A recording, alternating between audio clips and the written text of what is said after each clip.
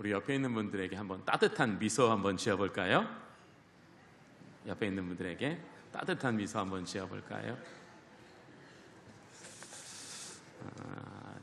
때로는 말보다 힘 있는 게 우리의 표정인 것 같습니다. 우리 주내교회는 하나님의 은혜가 우리 안에 충만해서 그 은혜를 우리의 표정으로 말로 흘려보내는 교회가 될 수 있기를 원합니다. 스페인이라는 나라에 가면 바르셀로나라는 도시가 있습니다.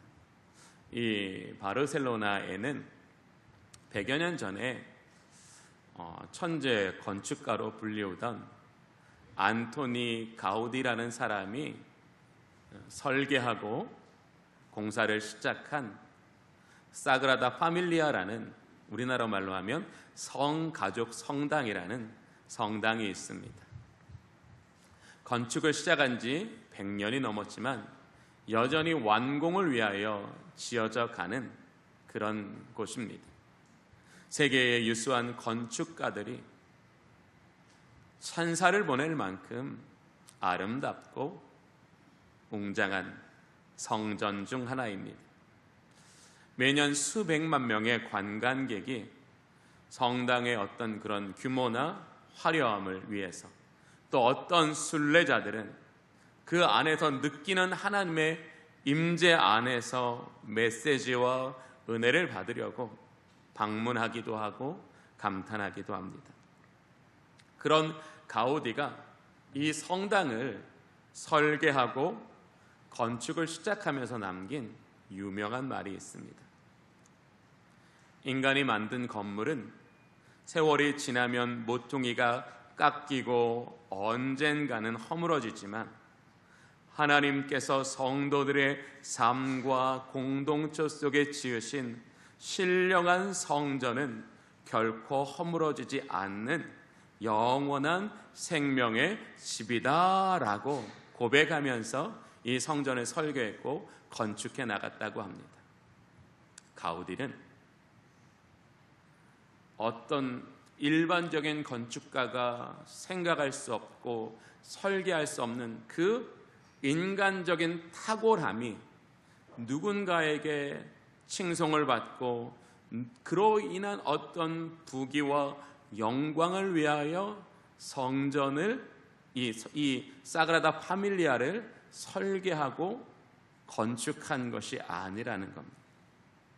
정말로 이 가우디의 마음에는 이 사그라다 파밀리아라는 이 성당 안에서 믿음으로 하나님께 나아오는 자기 백성들에게 하나님께서 그 예배의 자리에서 부어주시는 그 충만한 은혜로 인하여 그 하나님의 사람들이 신령한 집으로 지어져 가야 할 것이 이 사그라다 파밀리아를 설계하고 건축하기 시작한 진짜 건축가의 목적이었고 바램이었다라는 겁니다. 가우디가 말한 것처럼 이 땅의 성전은, 건물로서의 성전은 수백 년이 지나면 없어집니다. 우리가 성지순례를 가보면 에베소나 이런 고린도에도 정말로 너무나 웅장하고 대단한 성전이 있었지만 지금은 돌무더기 밖에는, 또 그것을 복원하기 위해서 어떤 그 당시에 이런 모양이었을 거다라는 안내판이 있을 뿐 그날 그 웅장했던 건축물은 지금은 남아있지 않습니다. 또 기독교 변증가 중 한 사람인 C.S. 루이스는 그가 쓴 이 순전한 기독교라는 책이 있는데요, 제가 목회자로서 사실 이 책이 읽기는 쉽지 않지만 정말로 믿음에 관심이 있는 분이라면 이 순전한 기독교라는 책을 한번 사서 오랜 시간 동안 천천히 되뇌이면서 읽어보시기를 추천드릴 만한 그런 좋은 신앙서적입니다. 이 C.S. 루이스가 이 순전한 기독교라는 책 안에서 그리스도의 성전으로 지어져가는 실제 삶의 과정에 대하여 자신의 경험을 바탕으로 이렇게 써 놓았습니다. 하나님은 우리를 멋진 오두막집으로 고치시는 줄 알았는데 갑자기 집을 사정없이 부수고 새로 짓기 시작하십니다. 뼈대가 드러나고 벽이 허물어질 때 우리는 너무나 아파서 비명을 지릅니다. 아니, 조그만 오두막집을 지으실 거면서 왜 이렇게 크게 부수십니까? 그때 주님이 말씀하십니다. 나는 너를 오두막으로 만들 생각이 없단다. 나는 이 집에 직접 들어가 살기 위하여 거대한 성전을 짓고 있는 중이다. 예수 그리스도를 구주로 영접한 이후에도 저와 여러분의 삶에 고난과 변화가 찾아오는 이유는 하나님이 우리를 하나님이 거하실 거룩한 성전으로 리모델링하고 계시기 때문에 고난과 변화가 우리의 인생에 연속된다라고 표현하고 있습니다. C.S. 루이스라는 사람은 사람의 인생을 이렇게 정확히 비유하고 있죠. 하나님의 형상대로 창조된 우리가 그 하나님의 선하신 계획을 위하여 이 땅에 육으로 태어난 그 순간부터 예수 그리스도의 재림을 통하여 그분의 부활과 같은 모양으로 그 영광에 들어가는 그 모든 생애를 뭘로 보고 있어요? 건축가이신 우리 하나님께서 저와 여러분을 신령한 집으로 지어가시는 건축의 기간이고 건축의 과정이 저와 여러분의 인생입니다 라고 말씀하시는데, 그렇게 우리의 건축자 되셔서 우리의 인생을 지어가시는 하나님은 우리를 오두막과 같은 오두막과 같은 집이 아니라 우리라는 하나님의 성전 안에 들어와 거하실 수 있도록 우리를 지어가고 계십니다. 그래서 고통이 있는 겁니다. 그래서 변화가 있는 겁니다. 그래서 성장이 있는 겁니다. 그리스도인이란 우리의 생애를 이렇게 성경적인 관점으로 보게 하시기 위해서 진리의 말씀을 우리에게 깨달아 알게 하여 주셨습니다 라고 말하고 있는 거예요. 돌로 쌓아 올린 세상의 성전은 아무리 웅장해도 세월의 무게를 견뎌내지 못합니다. 그와 마찬가지로 권력이나 돈이나 명예로 지어진 인생도 언젠가는 반드시 허물어지고 맙니다. 그런 세상의 그런 인생들에게 하나님은 베드로 사도를 통하여 영원히 무너지지 않는 신령한 집에 대하여 오늘 저와 여러분에게 말씀하여 주십니다. 하나님은 고린도전서 3장 16절 17절을 통해 바울로 하여금 이렇게 선포하게 하셨습니다. 너희는 너희가 하나님의 성전인 것과 하나님의 성령이 너희 안에 계시는 것을 알지 못하느냐. 누구든지 하나님의 성전을 더럽히면 하나님이 그 사람을 멸하시리라. 하나님의 성전은 거룩하니 너희도 그러하니라. 아멘.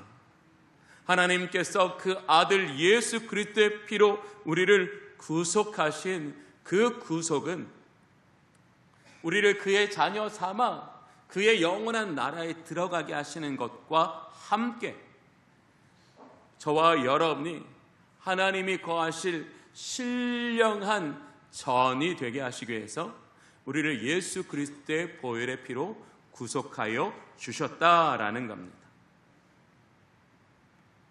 예수 그리스도로 말미암은 완전한 속죄와 완전한 구원의 은총은 예수 그리스도를 믿는 성도들의 몸이 성령이 거하시는 하나님의 성전이 되었다라는 이 복음을 오늘 저와 여러분에게 선언하여 주시는 겁니다. 오늘 예수 그리스도의 피로 구원을 받은 모든 우리 주님의 교회 성도들이 우리가 하나님의 성전인 것과 성령이 우리 안에 거하시는 이 복음을 믿으실 수 있기를 바랍니다. 이게 내가 누군가라는 질문 앞에 우리가 대답해야 될 복음의 확실함이라는 겁니다. 오늘 이 베드로 사도를 통해 주시는 메시지는 성도들이 하나님의 거하실 성전입니다. 이것을 넘어서 있는 거예요. 이 흩어진 나그네들에게 그들의 삶에서 실제적인 고통과 가로막힘이 있는 그들에게 흩어진 나그네들이여, 여러분들은 하나님이 거하시는 성전입니다 라고 말하는 건 이러한 메시지가 있는 거예요. 여러분이 하나님의 성전이신 것을 믿고 그 믿음으로 말미암아 하나님이 여러분 안에 거하시면, 하나님이 여러분 안에 거하심으로써 여러분의 인생은 세상의 어떤 고난과 문제와 원수와 정욕에도 불구하고 절대로 무너지지 않습니다. 그리스도가 여러분 안에 거하시면 여러분은 부끄러움을 당하지 않습니다라고 오늘 본문에도 말씀하고 있죠. 부끄러움을 당하지 않는다는 게 뭐예요? 무너지지 않는다는 것. 무너지지 않게 하시는 하나님을 믿음의 눈으로 바라보십시오.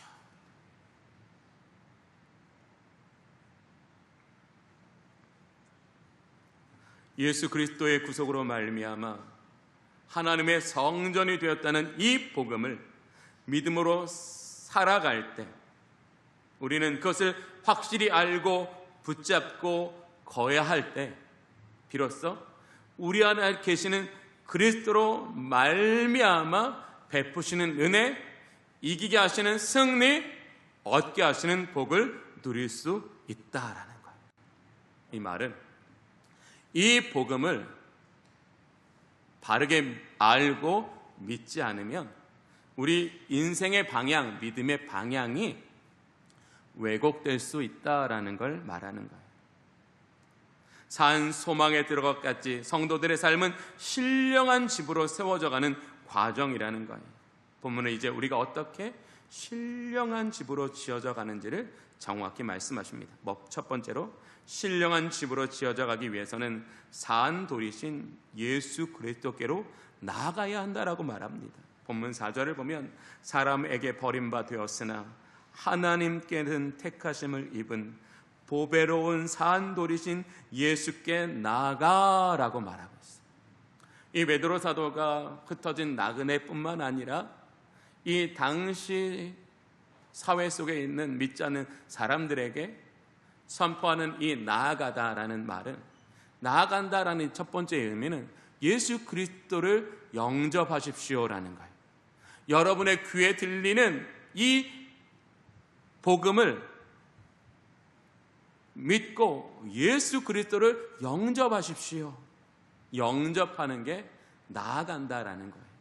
그런데 이 베드로 사도는 이 나아가십시오를 불신자들만을 위한 대상으로 삼지 않고 불신자뿐만 아니라 특별히 더 불신자들을 위하여 하나님께서 구별하여 세우신 이 흩어진 나그네들에 대해서는 이걸 말하는 거예요. 이제 예수 그리스도의 피로 말미암아 하나님과 성도들을 가로막고 있는 죄의 장벽이 무너졌으니 이제 예수 그리스도의 피를 힘입어 하나님 앞으로 나아가 하나님과 친밀한 교제 안에서 살아가십시오라는 걸 말하는 거예요.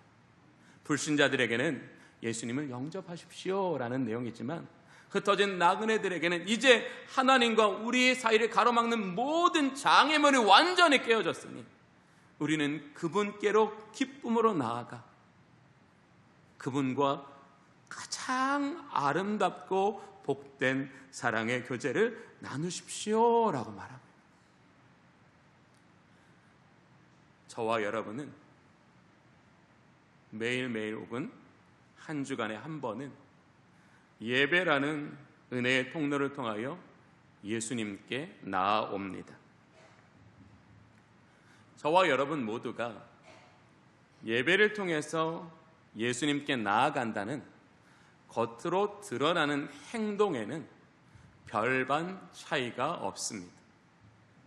겉으로 드러나는 행동에는 별반 차이가 없는데 예배가 끝나고 나면 은혜의 차이가 나타납니다.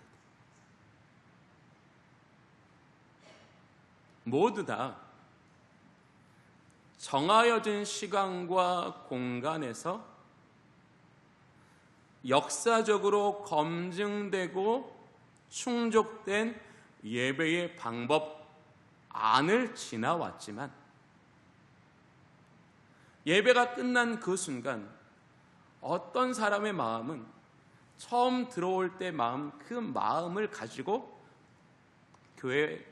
집으로 가는 사람이 있는가 하면 어떤 사람은 주체할 수 없는 은혜를 가지고 뜨겁게 가는 사람이 있다라는 거예요.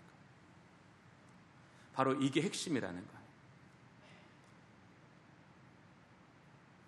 우리는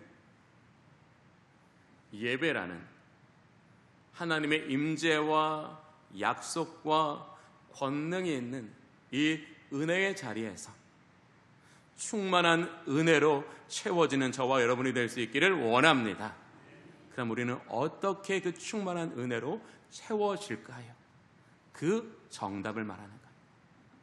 우리가 예배로 나아오는 우리의 예배의 목적이 신령한 집으로 지으시기 위하여 우리를 예배의 자리로 초대하시는 하나님의 뜻과 하나가 되는 저와 여러분이 될 수 있기를 원합니다. 이제 우리의 예배의 목적은 뭐라고요? 하나님께서 이곳에서 우리에게 그 놀라우신 사랑과 은총과 능력을 우리의 육체에 부어주심으로써 우리를 신령한 집으로 지어가시기를 사모하며 예배로 나오는 성도들은 그 예배 가운데 들려지는 말씀이 달라진다는 거예요. 받는 은혜가 달라진다는 걸 말하는 거예요. 사랑하는 성도 여러분, 우리가 모두 같은 예수 그리스도를 믿는다고 우리가 동일한 삶의 실제를 갖는 것은 아닙니다.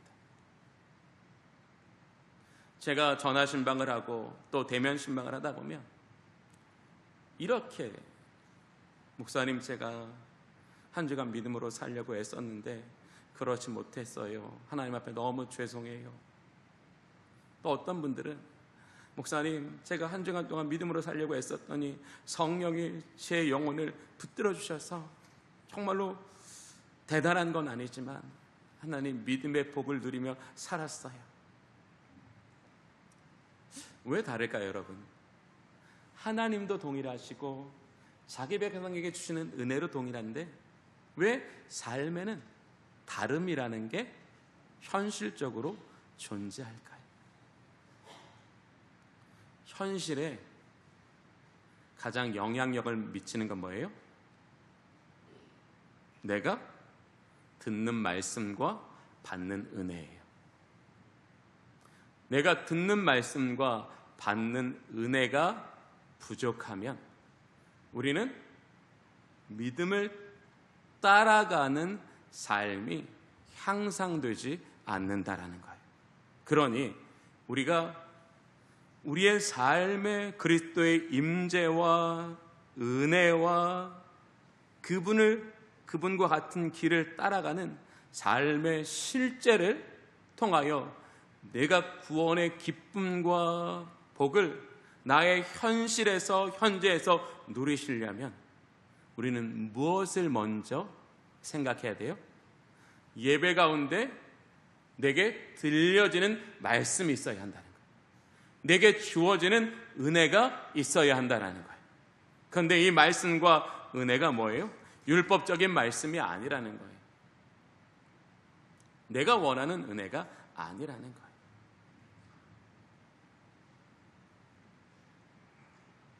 내가 세상에서 살아갈 때에 내가 기쁨과 감사로 기준 삼을 수 있는 말씀이어야 한다는 거예요.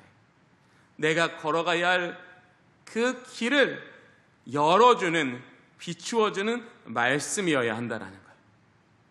그렇게 말씀을 따라가는 삶은 성령이 그와 동행하셔서 마치 엠마오로 가는 두 제자가 엠마오로 가는 그 길에서 하나님께서 말씀을 열어주셔서 그 마음이 뜨거워지니까 다시 그 방향을 예루살렘으로 돌렸던 것처럼 우리도 때로는 육체의 연약함 때문에 엠마오라는 방향, 세상의 방향으로 향하였던 우리를 그 내가 기준 삼고 내가 걸어가야 될 길이 내 속에 기쁨으로 환해지면 우리는 가장 인격적인 믿음으로 하나님께로 우리의 방향을 바꾼다라는 걸 말하는 거예요. 근데 저는 여러분들에게 오늘 이 본문을 주목하면서 베드로 사도가 흩어진 나그네들에게 이 교훈을 하고 있는 시점이 되게 우리는 한 번 더 묵상해야 될 필요가 있는 것 같아요. 지금 이 흩어진 나그네들은 세상에서 고통을 실제하고 있어요. 어느 정도의 고통이냐면 눈 안 떠졌으면 좋겠다. 내가 눈을 뜨면 다시 세상에 나아가 되는데 이 세상에 나가면 나를 너무 힘들게 하는 고통이 있으니까 차라리 내가 눈이 안 떠졌으면 좋겠다라는 고통이었다. 이거 실제의 손해가 있었다라는 거예요. 나는 실력도 갖추었고 열정도 있는데 사람들이 나를 오해하고 사람들이 나를 방해해서 기회조차 주지 않으니까 나는 내 능력을 드러내는 걸 넘어 입에 풀칠할 수도 없는 그런 고난 가운데 있었다라는 거죠. 사랑하는 성도 여러분, 이런 어떤 상황 가운데 이 흩어진 나그네들이 세상 사람들과 조금 더 쉽게 섞일 수 있는 태도의 옷을 입고 세상에서 유익한 지식을 가지고 살아가고 그렇게 세상으로 더 가까이 한 걸음씩 나아가다 보면 고난이 줄어드니까 뭐가 상대적으로 높아져요? 평안과 행복이 높아지는 삶을 살아가는 거예요. 그러니 이 흩어진 나그네들이 평안이 목적이라면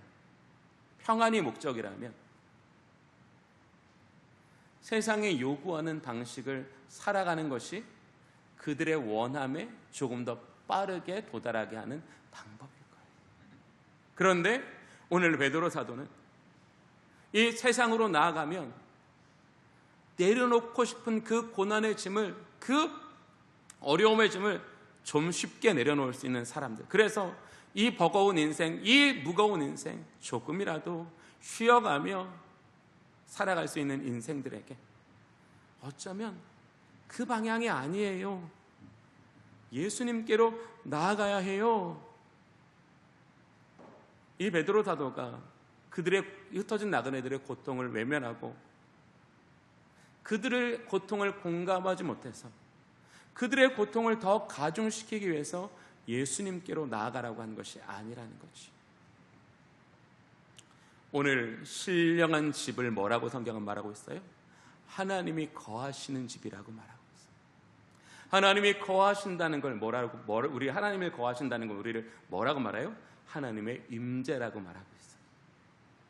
그런데 성경은 하나님이 우리 안에 임재하실 때 그 임재를 어떻게 표현하고 있어요?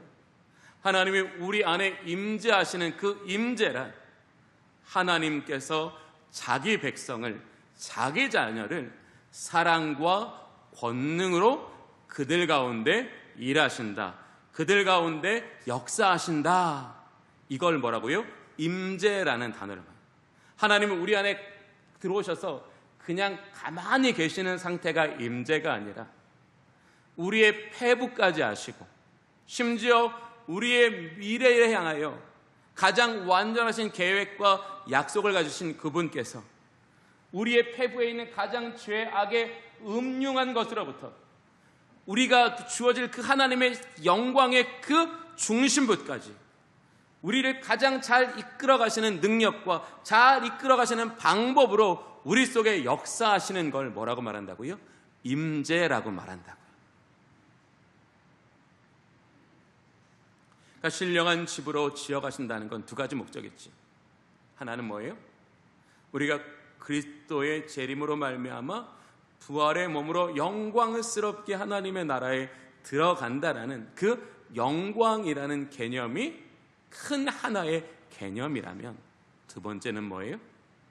하나님이 우리 속에 임재하심으로써 우리가 살아가면서 경험할 수밖에 없는, 그러니까 육을 가졌기 때문에 경험할 수밖에 없는 수없이 많은 육체의 정욕과 세상의 유혹과 또 사단의 공격에도 불구하고 하나님의 임재가 우리에게 깨닫게 하시는 것, 하나님의 임재가 우리에게 능력 주시는 것, 하나님의 임재가 우리와 동행하시는 그것을 통하여 하나님이 기뻐하시는 형상으로 지어져 가는 걸 말씀하시는 거잖아요. 사랑하는 주의 성도 여러분, 베드로 사도가 우리에게 주시는 오늘의 이 메시지를 우리는 분명히 들어야 돼요. 저도 세상에 나아가 이기고 싶어요. 세상에 나아가 잘 되고 싶어요. 그런데 정말로 이기고 잘 되려면 뭐가 가장 중요하다고요? 우리가 그분이 거하실 신령한 집으로 지어져 가매 하나님이 우리 속에 기쁘고 즐거움으로 거하셔서 우리를 위하여 역사하시는 그 역사로 말미암아 우리는 우리가 현실을 이겨내고 우리의 마음의 소원이 이루어지며 가장 영광스러운 하나님의 약속에 들어가는 저와 여러분이 될 수 있기를 원합니다. 그러려면 반드시 뭐예요? 내가 내 힘으로, 내 지식으로 세상을 얼마나 효과적으로 이길 수 있냐라는 나의 계획과 나의 성취가 주가 되는 삶이 아니라 내가 하나님이 거하실 신령한 집이 되어 하나님이 우리 속에 임재하시고 우리를 가장 잘하시며 우리를 가장 사랑하시며 우리를 가장 잘되게 하시는 하나님의 은혜의 역사 안에서 우리에게 베푸시는 그 모든 은혜를 힘입어 살아가는 저와 여러분이 될 수 있기를 원합니다. 그건 두 가지를 만족한다는 거예요. 고난도 이기고 복음의 사명도 감당하면서 또 신령한 집이라는 하나님이 기뻐하시는 삶으로 온전히 지어져가는 저와 여러분이 되실 수 있기를 원합니다. 그런데 그러려면 우리는 어떻게 된다고요? 나아가야 한다는 거예요. 우리는 매일매일 예수께로 나아가는 삶의 실제를 가진 저와 여러분이 되실 수 있기를 원합니다. 제가 내일 말하잖아요. 사랑하는 사람한테는 전화기가 저절로 들려준다고요. 연애하는 청소년들 보세요. 청년들 보세요. 새벽 3시까지 전화통 붙잡고 안내하나요? 그리고 끝에 그러잖아요. 오늘 저녁에 또 만나? 어떻게 5시간, 6시간 얘기하고 만나서 또 할 얘기가 있어요.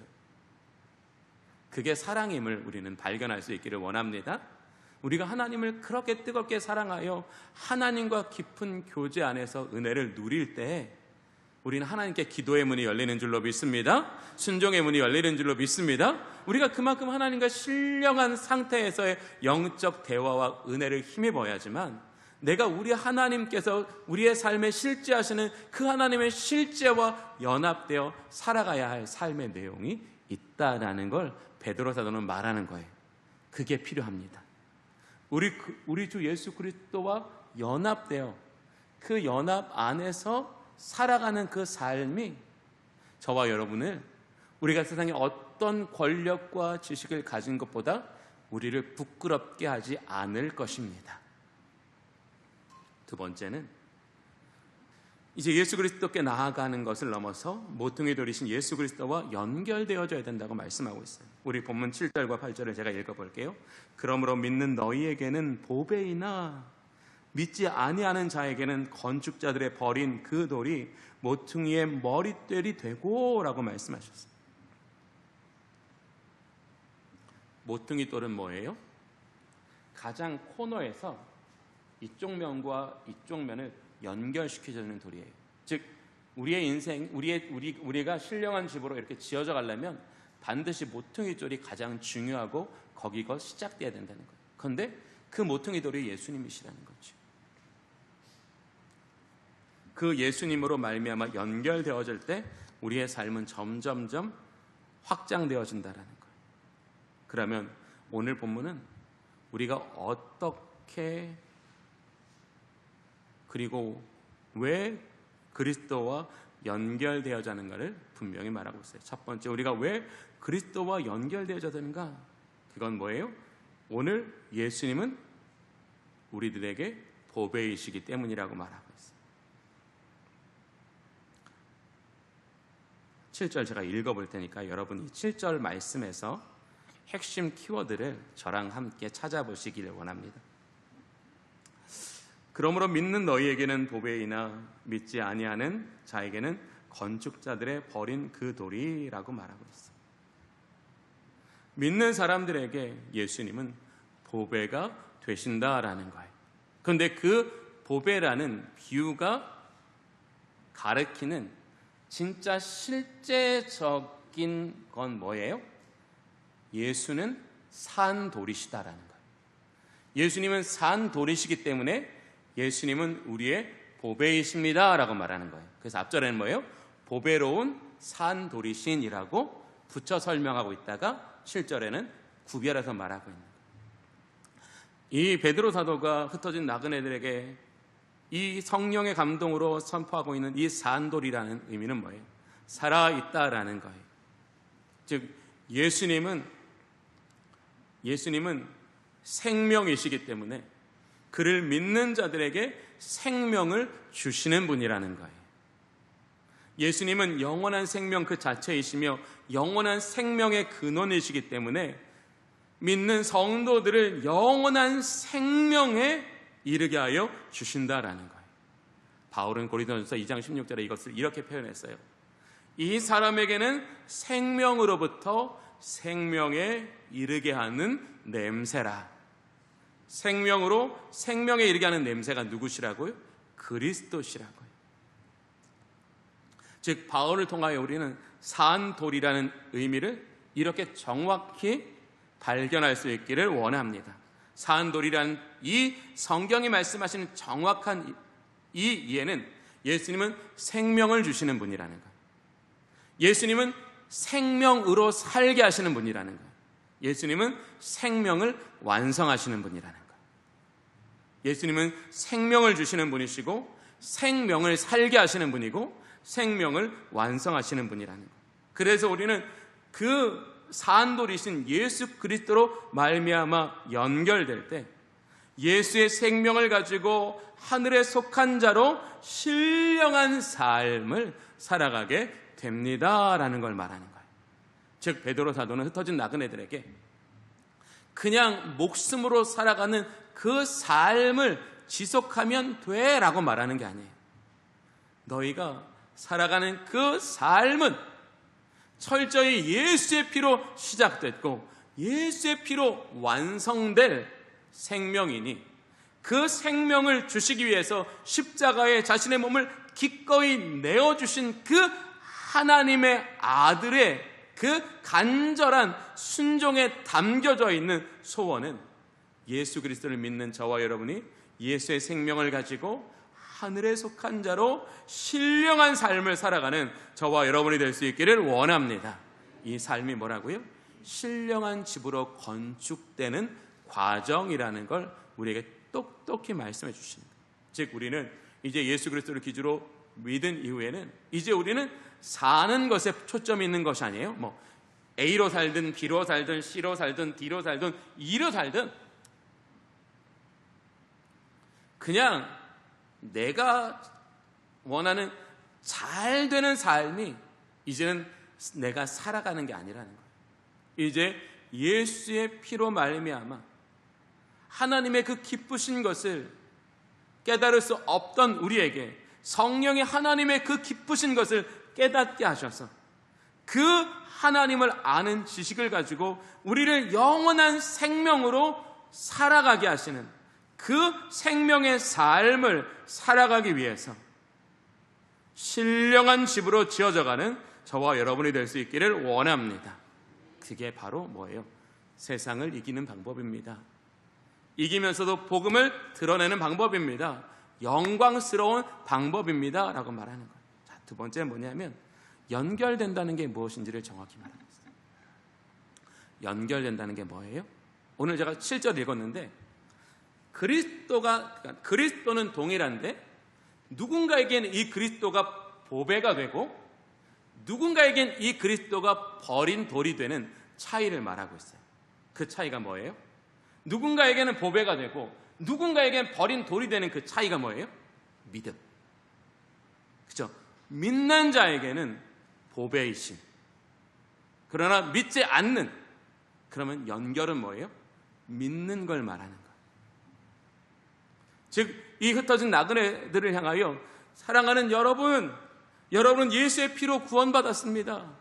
이제 여러분은 신령한 집이 되었고 그 집을 완성하시는 하나님의 임재 안에 다스림을 받고 있습니다. 그렇게 하나님께서 매일매일 여러분의 삶의 임재 가운데 여러분을 신령한 집으로 지어가시는 그 하나님의 은혜 안에 여러분의 삶이 하나하나 지어려 가시려면 여러분은 믿음으로 행동하셔야 합니다 라고 말하는 거예요. 자, 믿음으로 행동한다는 건 우리가 이렇게 말씀드릴게요. 야고보 사도는 행함이 없는 믿음은 뭐라고 말씀하셨어요? 죽은 믿음이다. 야고보 사도는 믿음을 부정하는 게 아니잖아요. 그렇죠?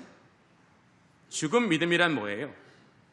예수 그리스도의 피로 말미암아 구원받은 하나님의 자녀들이 믿음 안에서만 누릴 수 있는 은총, 믿음 안에서만 누릴 수 있는 축복, 믿음 안에서만 누릴 수 있는 변화, 믿음 안에서만 경험할 수 있는 모든 셀 수 없고 측량할 수 없는 하나님의 위대하심을 말하는 거잖아요. 그것이 없는 삶을 살아가는 것, 이게 죽은 것과 같은 삶이다. 살아있는 삶이란 내가 저 사람보다 큰 게 살아있는 삶이 아니라 매일매일 삶 속에서 믿음으로 말미암아 자기 백성에게 주시는 그 믿음의 유익을 온전히 누리며 살아가는 그 사람이 바로 믿음으로 살아가는 삶이다라는 걸 말하는 거예요. 그러면 그 믿음으로 살아가는 삶은 저절로가 아니라는 거예요. 삶의 문제를 만났을 때 주님은 이 문제보다 크십니다. 주님은 이 문제로 말미암아 나에게 하나님을 아는 지식을 풍성하게 하십니다. 이 고난으로 말미암아 믿음 안에서 나를 연단하게 하여 주십니다. 그래서 나는 내가 그리스도 안에서만 나는 살 수 있기 때문에 나는 주님께 깨어 기도합니다. 기도라는 실제가 믿음으로 살아가는 거라는 거예요. 즉 기도라는 실제가 없는 건 믿음으로 살아가는 게 아니라는 거예요. 또 고난이라는 현실 앞에서도 복음을 전파하고 하나님의 나라를 세워가기 위해서 세상의 방식이 아닌 하나님의 말씀의 빛이 비추는 그 하나님 나라 방식을 살아가기 위해서 말씀을 묵상하고 내게 주신 그 하나님의 말씀이 그냥 나 기분 좋으라고 주시는 말씀이 아니라 내가 이 말씀을 행할 때 하나님의 은혜가 내 속에 함께 하셔서 나로 하여금 내 삶의 현장에서 경험하게 하실, 또 성취하게 하실, 또 누리게 하실 하나님의 은혜가 실제함을 믿고 말씀을 향하여 나아가는 게 바로 믿는다라는 거예요. 자, 믿는다는 게 뭔지 이제 아시겠죠? 믿는다는 건 바로 하나님이 내 삶에 실제하시는 것, 그것을 얻기 위하여 하나님 앞으로 언제든지 나아가 그 하나님으로 말미암아 살아가는 것, 이게 믿는다라고 오늘 우리에게 똑똑히 말씀하시는 거예요. 사랑하는 성도 여러분, 다시 처음으로 돌아가 볼게요. 흩어진 나그네 삶이 얼마나 고단하고 피곤하고 어렵고, 고단하고 피곤하고 어려우면 사람 마음속에 뭐가 생길까요? 쉬워지고 싶은 마음이 생겨요. 가벼워지고 싶은 마음이 생겨요. 사람이 쉬워지고 가벼워지고 싶은 마음이 지배하는 마음이 되면 아는 것을 행하지 않아요. 우리가 몰라서 은혜 못 받는 게 아니라, 몰라서 승리하지 못하는 게 아니라, 우리가 믿는 것을 행하도록 만들어가는 그 힘이 없는 거예요. 저는 이 예배의 자리가 여러분이 믿는 것을 행할 수 있게 하시는 하나님의 능력이 우리 가운데 임하시는 자리가 될 수 있기를 원합니다. 바로 그 능력이 우리를 뭐라고요? 신령한 집으로 지어가게 하시는 하나님의 방법이라는 거예요. 오늘 한 주간 예수 그리스도께로 나아가는 저와 여러분이 되기를 원합니다. 예수님과 연결되는 저와 여러분이 되기를 원합니다. 그래서 우리가 신령한 집으로 지어짐으로써 그 안에 거주하시는 예수 그리스도의 능력으로 말미암아 우리의 삶과 비전을 온전히 이루어 나가는 저와 여러분이 되시기를 원합니다.